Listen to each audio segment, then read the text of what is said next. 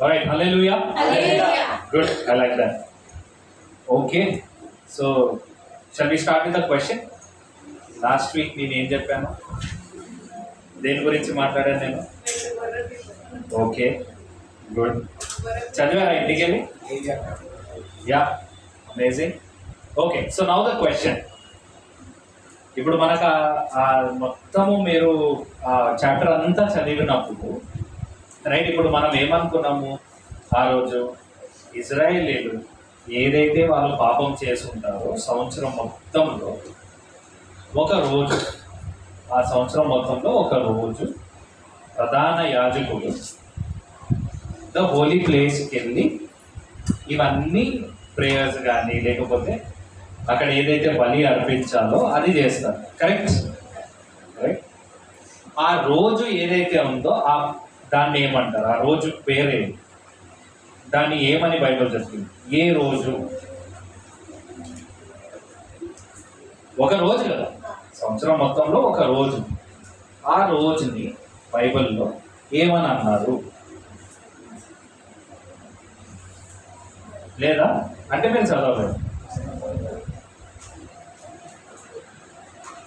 Okay, so I give you the answer. So the next time మీరు అది చదివేటప్పుడు ప్రతి ఒక్క అధ్యాయంలో కూడా ఏదో ఒకటి ఉంటుంది కాబట్టి చూడండి. సో ఆ రోజుని ప్రాయశ్చిత్తం దినము అని అంటారు. ద డే ఆఫ్ అటాన్మెంట్ అని అంటారు. That is the crux of that story, the day of atonement, ప్రాయశ్చిత దినము. Okay, so keep that in mind. So let's move forward. So ఇవాళ నేను మళ్ళీ సంఖ్యాకాండం పోతున్నాము, కానీ అది చెప్పే ముందు just a quick small story in front of you guys. ఒక ప్రాంతంలో ఒక చర్చ్ ఉండేది. ఓకే, ఆ చర్చ్కి ఒక ఆమె పొద్దున్నే 5 వచ్చేదన్నమాట. ఆమె వచ్చి ఏం చేసేది అంటే డోర్ ఓపెన్ చేసేసి అంతా చర్చ్ అంతా క్లీన్ చేసేదాం. చర్చ్ అంతా క్లీన్ చేసి తుడిచి మళ్ళీ ఎక్కడైతే పుల్పీట్ ఉంటుందో అక్కడ మొత్తము ఫ్లవర్స్ అల్లి, ఆ ఫ్లవర్స్ కూడా ఆమె ముందు రోజు రాత్రి మొత్తం అన్నీ తెచ్చుకొని రెడీ పెట్టుకొని ఆమె ఏం చేసేదానంటే నెక్స్ట్ డే, ఇప్పుడు చర్చ్ 9:30-10 అనుకున్నాం అనుకోండి, దానికన్నా ముందే ఆమె 5కే వచ్చేదన్నమాట. ఆమె 5కే వచ్చి అసలు ఏ ఒక్క ప్లేస్ కూడా తను వదిలేదు కాదు, కంప్లీట్ ఎండ్ టు ఎండ్. ఎలా అంటే ఇంక్లూడింగ్ ఈ విండోస్ చూస్తున్నారు కదా మీరు, అలా కూడా విండోస్కి కూడా తను బట్ట పెట్టి ఫస్ట్ డ్రై క్లాత్ పెట్టి మళ్ళీ వెత్ క్లాత్ పెట్టి అట్లా మొత్తం క్లీన్ చేసేదన్నమాట కంప్లీట్. ఎలా అంటే 10 o'clockకి ఎప్పుడైతే జనాలు వస్తారో literally they can see their face down, అలా క్లీన్ చేసేదాం. బ్రైట్ అన్నమాట, కంప్లీట్లీ బ్రైట్. అది ఎంత సేపు పట్టేదనేది తెలియదు, కానీ పొద్దునే 5 అలా ఏంటనంటే రోజు వచ్చేదామా, ప్రతి సండే వచ్చి ఆమె అలా చేస్తూ కొన్ని వారాలు గడిచిపోయినాయి, కొన్ని నెలలు గడిచిపోయినాయి, కొన్ని సంవత్సరాలు గడిచిపోయినాయి.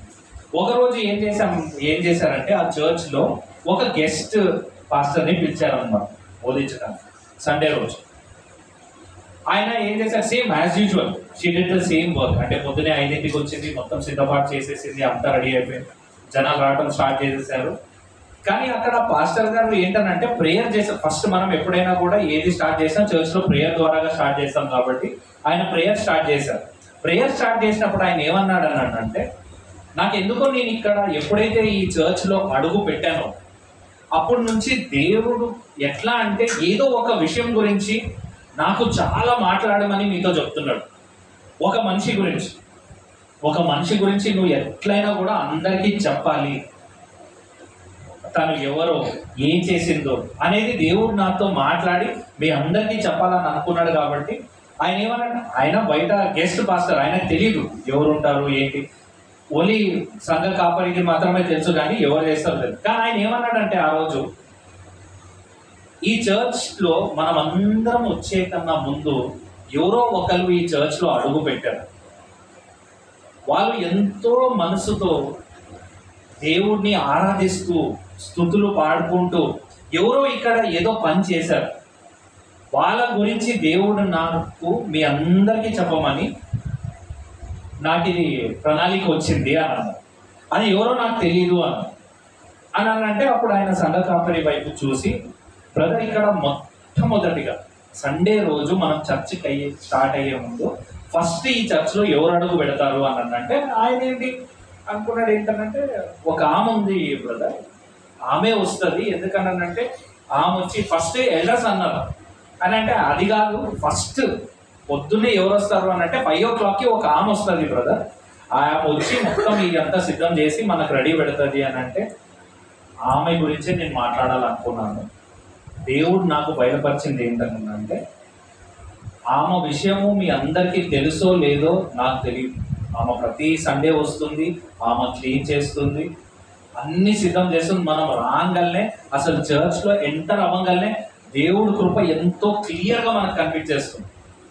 కాబట్టి I want to thank her అని ఆ రోజు ఆ పాస్టర్ గారు ఏం చేశారంటే, ఆమెని పిలిపించి ఆ స్టేజ్ దగ్గర ఆ రోజు అందరికీ పరిచయం చేయించారు.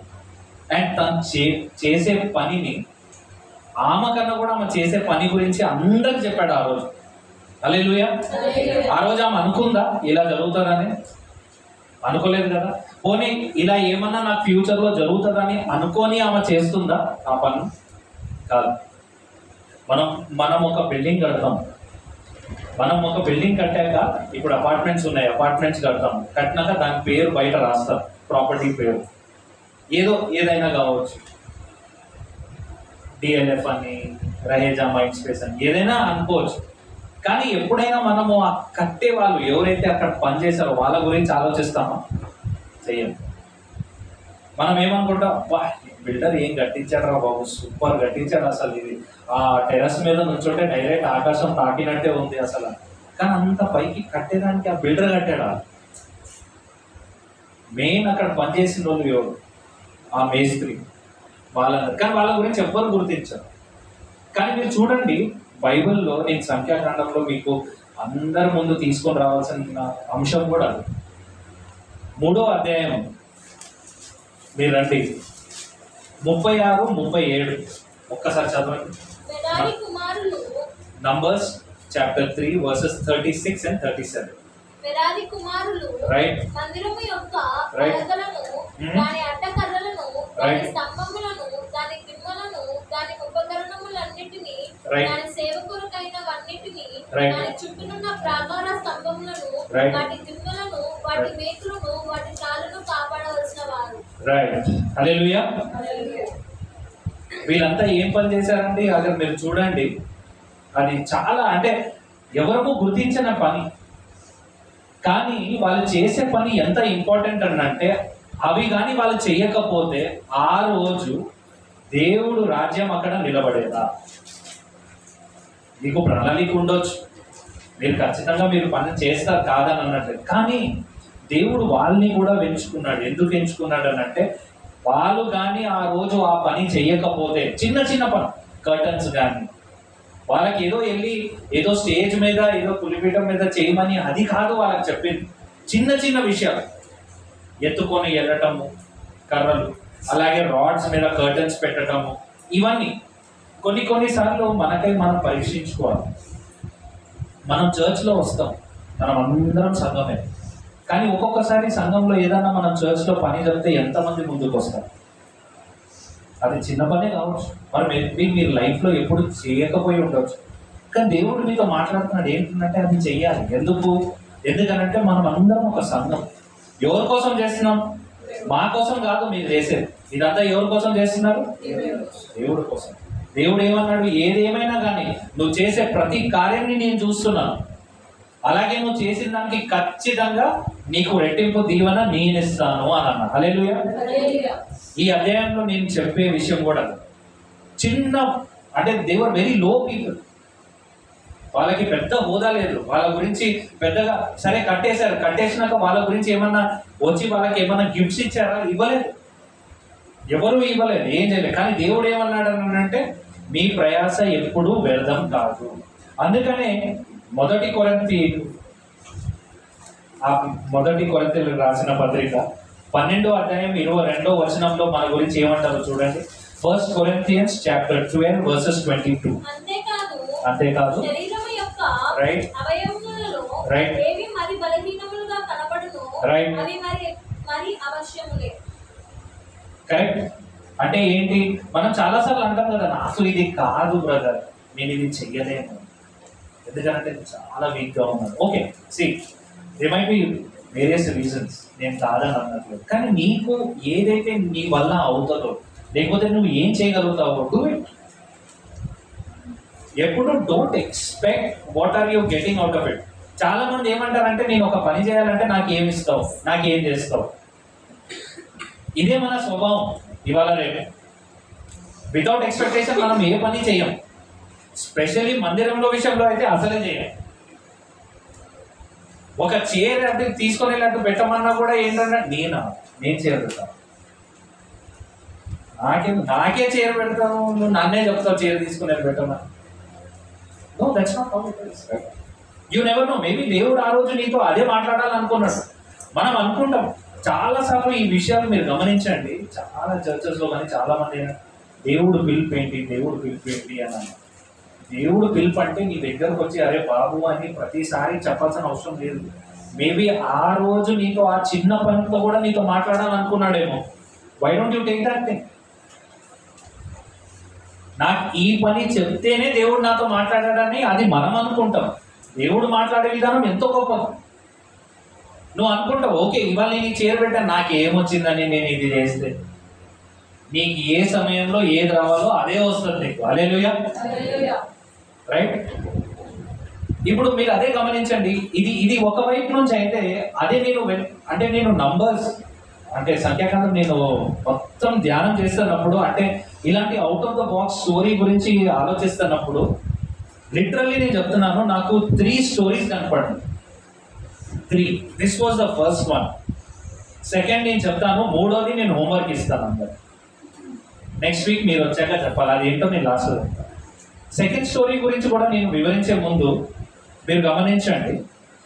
ఇప్పుడు జనరల్లీ మనకి ఇప్పుడు ఆస్తులు, అసెట్స్ అన్నీ ఉంటాయి కదా, ఇల్లు ఉంటాయి, పొలాలు ఉంటాయి, ఏమైనా ఉంటాయి, రైట్. ఇప్పుడు జనరల్లీ మనము చనిపోయినాక అవన్నీ ఎవరికి వెళ్తాయండి?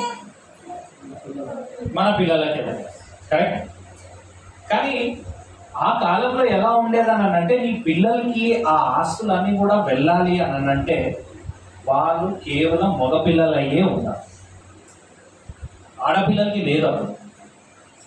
మీరు గమనించండి, ఇది మీరు చూడండి.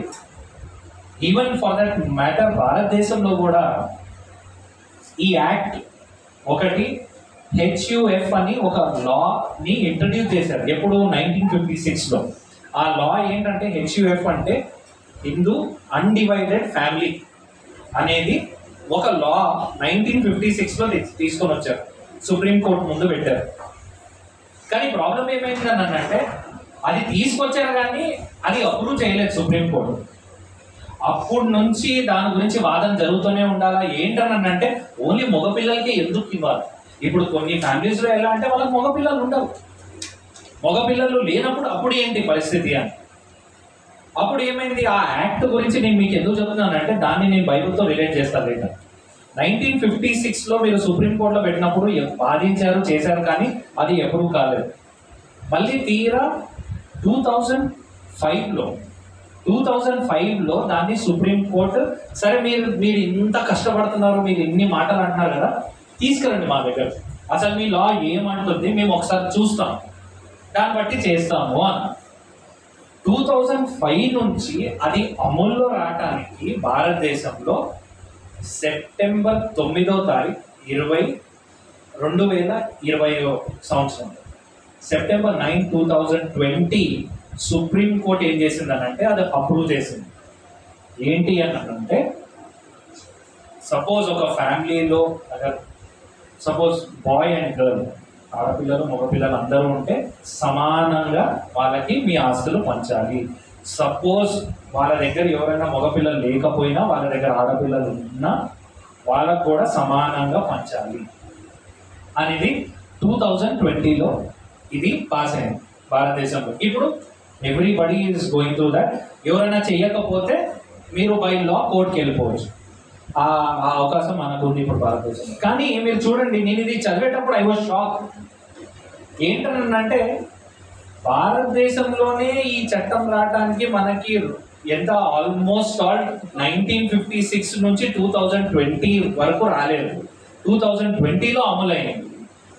మన బైబిల్లో మోషే ద్వారాగా దేవుడు 1400 BC అప్పుడే ఆ లా పాస్ చేసేసారు. అంటే దగ్గరగా 3420 సంవత్సరాలు,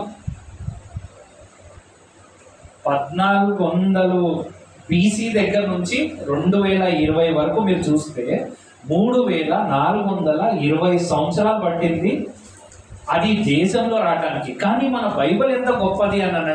అందుకని చాలా విషయాలు మీరు గమనించండి. లా అనేది ఇప్పుడు ఉంది, కానీ ఆ లా వచ్చింది కూడా మన బైబిల్ నుంచి. హల్లెలూయా. ఇప్పుడు అదే మిమ్మల్ని పరిచయం చేస్తాను నేను. ఇక్కడ ఏమైందని అంటే సంఖ్యాకాండం 27వ వచనానికి వెళ్ళండి.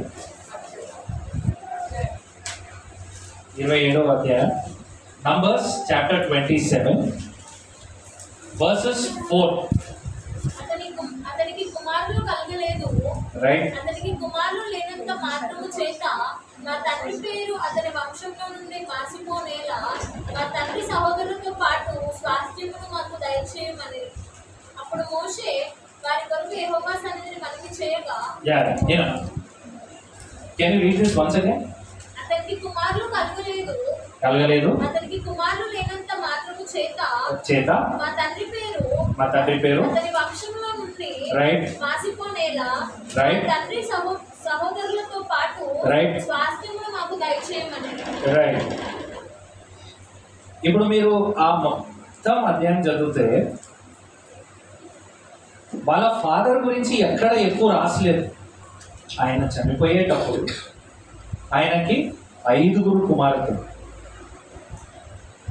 ఆ కాలంలో నేను మీకు ఏదైతే ముందు చెప్పానో మగపిల్లలు ఉంటేనే వాళ్ళకి ఇస్తారు, లేకపోతే లేదు. కానీ ఇక్కడ మీరు గమనించాల్సిన విషయం ఏంటనంటే ఈ 4th verseలో మీరు చదివింది, ఆ 5 కుమార్తెలు ఏం చేశారనంటే, సరే ఇదొక లా కదా, అంటే ఆడపిల్లలు మనకి ఏం రాదు, మగపిల్లలు ఉంటేనే వస్తారని వాళ్ళు వదిలేలేరు. వాళ్ళు ఏం చేశారంటే వాళ్ళందరూ కలిసి మోసే దగ్గరికి వెళ్ళారు. మోసే దగ్గరికి వెళ్ళి ఆ 5 కూడా ఏం చెప్పారనంటే, ఇప్పుడు ఓకే మా ఫాదర్కి ఎవరు మగపిల్లలు లేరు, అంత మాత్రాన మాకు రాదా, ఎందుకు ఇవ్వకూడదు అనేది జస్ట్ ఒక క్వశ్చన్ వాళ్ళు మోసేని అడిగితే, మోసే ఇమ్మీడియట్ ఏం చేశాడు, కాదు గీవు అని ఏమనలేదు, డైరెక్ట్ దేవుడి దగ్గరికి వెళ్ళాడు. డైరెక్ట్ దేవుడి దగ్గరికి వెళ్ళి, దేవుడా మరి ఇది పరిస్థితి, మరి కుమార్తెలు వాళ్ళు 5 వచ్చి ఇదే అడుగుతున్నారు, మరి ఏం చేయాలని అంటే సేమ్ చాప్టర్ 7th verse చదవండి ఒక్కసారి. దేవుడు ఎలా ఆన్సర్ ఇచ్చాడో చెప్తాడు. 24:7 నిశ్చయముగా రైట్ సహోదరులతో పాటు రైట్ స్వాస్థ్యమును ఆధీనము చేసి వారి తండ్రి స్వాస్థ్యమును వారికి చెందచేయవలెను. హల్లెలూయా. మనకి ఇండియాలో 1956 నుంచి మొదలు పెడితే 2020కి దాన్ని అప్రూవ్ చేశారు. మన దేవుడిది లా చూసారా ఎలా ఉందో? అప్పుడే వెళ్ళాడు మోసే జస్ట్ అడగటానికి, ఇది దేవుడా ఇది పరిస్థితి ఏం చేయడం, దేవుడు కావాలంటే వద్దని అనొచ్చు, but he made it a point. ఏంటనంటే ఆ 5 కుమార్తెలు దే టుక్ దట్ ప్రివిలేజ్, ఆ కరేజ్ ఉంది వాళ్ళకి. ఏంటనంటే వాళ్ళు వచ్చి అడిగారు, అలా అనేసి తోసేయలేదు. దేవుడు ఒక్కటే మాట్లాడాడు, మోసే ఎస్ వాళ్ళు ఏది చెప్పారో 100% కరెక్ట్, అది వాళ్ళకి రావాల్సింది వాళ్ళకి రావాల్సిందే, కాబట్టి నువ్వు ఏం ఆలోచించొద్దు, వెళ్ళి వాళ్ళకి ఇచ్చేసేది. సేమ్ మీరు ఇప్పుడు 7th చదివారు కదా, మీరు 11th వరకు చదివితే దేవుడు ఏం చేశాడు అని అంటే ముందు ఎలా చేయాలో అనేది రూల్స్ కూడా సెట్ చేసేసారు. Can you read it from 8 till 11? మరియు రైట్, నీవు ఇశ్రాయేలుతో ఇట్లు చెప్పవలెను, ఇది లా.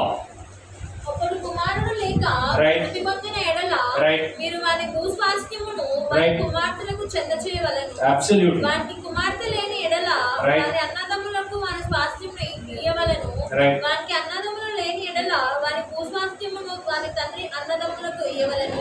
వారి తండ్రికి అన్నదమ్ములు లేని ఎడల వారి కుటుంబంలో వారికి సమీపమైన జ్ఞాతికి వారి స్వాస్థ్యము ఇవ్వలేను, వారు దాని స్వాధీనం పరుచుకొనును.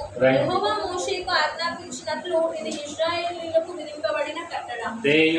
హల్లెలూయా. రేపు ఎవరైనా మీ దాంట్లో అలాంటి సమస్యలు వస్తే ఇది చదివించండి. మనం ఎందుకు చెప్పడం, డైరెక్ట్ మన బుక్లో నుంచే చెప్పుకుంటాం. చాలా మంది ఉంటారు కదా, మనం చెప్పేదే తప్పు. అదే మీరు ఇది చూపించారనుకోండి, మనం రాయలేదు, దేవుడు ఎప్పుడో చెప్పాడు, నేను అదే పాటిస్తున్నానని క్లియర్ కట్గా చెప్పండి. Correct. So look at it. అంటే దేవుడు ఇక్కడ ఏంటి, ఆ ఆడపిల్లలు ఎవరైతే 5 ఉన్నారో వాళ్ళ ద్వారాగా ఆ రోజు వాళ్ళు కావాలంటే మౌనంగా ఉండొచ్చు. ఎందుకంటే ఆ ప్రాంతంలో అసలు వాళ్ళకి చోటే లేదు మాట్లాడటానికి. కానీ వాళ్ళు వచ్చి మాట్లాడి వాళ్ళు మోషే మీద నమ్మకం పెట్టుకున్నారా, దేవుడి మీద నమ్మకం పెట్టుకున్నారు. రైట్. కాబట్టి మన నమ్మకం ఇవాళ ఎవరి మీద ఉంది? That is what you need to question your self. Right. నేను లాస్ట్ వీక్లో ఐ మెట్ వన్ పర్సన్. ఆయన పేరు సజీ అబ్రహాం అని. ఆయన ఏంటంటే is the director of a top MNC. అంటే నేను ఈ మాట ఆయన గురించి నేను ఎందుకు వివరించాలని అనుకున్నానంటే, ఇప్పుడున్న సిచ్యువేషన్లో ఆయన ఈ ఇయర్ జనవరిలో మోదీ గారిని అలాగే ప్రెసిడెంట్ ముర్ము గారిని కలిసి ప్రార్థన చేశాడు. ఆయన ఎట్లా అంటే ఆయన హోదా ఎలాంటిది అని అంటే, ఆయన ఏ దేశమైనా వీసా లేకుండా వెళ్ళిపోతాడు, ఎవడు ఆపడు ఆయన. Complete he has that thing. ఎట్లా అంటే ఆయనకి ఎంత హోదా అంటే ఆయనది, ఏ కంట్రీకైనా ఆయన ఇప్పుడు రేపు నేను దుబాయ్ వెళ్ళాలంటే ఆయన వెళ్ళిపోవచ్చు, ఆయన ఆపడు కూడా ఆపడు. అలాంటిది ఆయన మోదీ దగ్గరికి వెళ్ళినప్పుడు ఆయన he was an ambassador of India representing India in G20 summit in Goa. అప్పుడు మోదీ గారితో కలిసినప్పుడు ఆయన ఏమన్నాడనంటే, మోదీకి నేను చేయగలిపి బ్రదర్ నేను నీకు ప్రేయర్ చేస్తాను అన్నప్పుడు మోదీ గారు అన్నారంట, కొంచెం వెనక్కి వెళ్ళిపోయాడంట. అంటే అఫ్కోర్స్ మనకు తెలిసిన విషయం. అయితే ఆయన ఏమన్నాడనంట, నేను ఏం చేయట్లేదు, మీకు జస్ట్ 2 మాటలు చెప్తాననేసి నేను మీ గురించే ప్రార్థన చేస్తున్నాను. ఎందుకనంటే మీరు ఇప్పుడు ఇండియా మొత్తాన్ని మీరు చూసుకుంటున్నారు.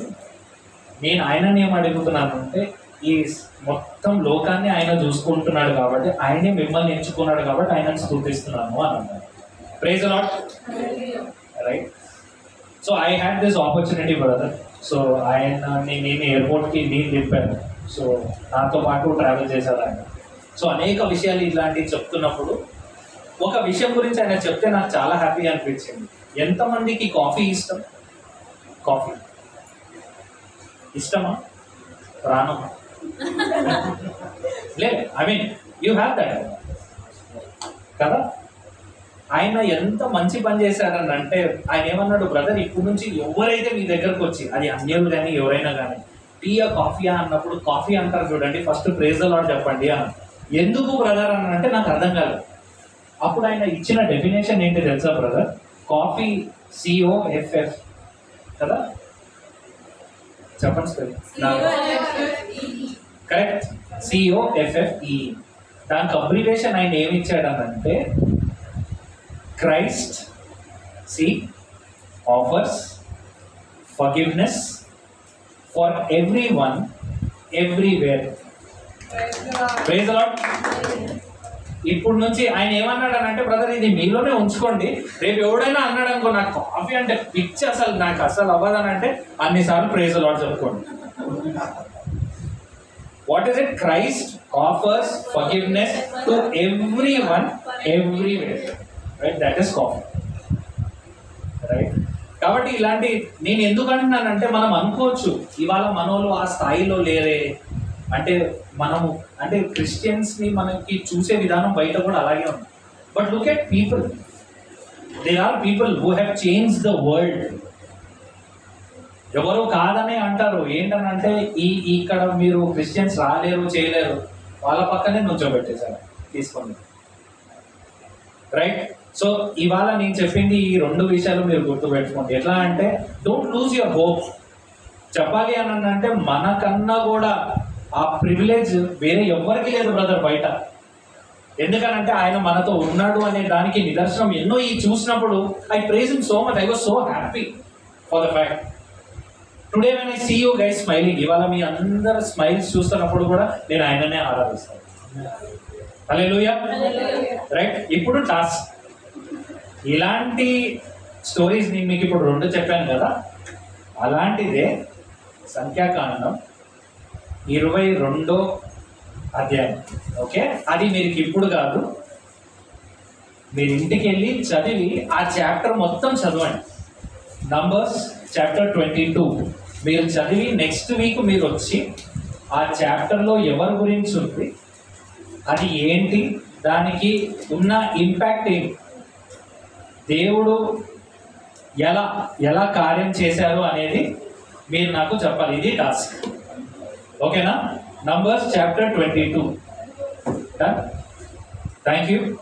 దేవుడి వాక్యాన్ని దీవించిన దాకా థ్యాంక్ యూ.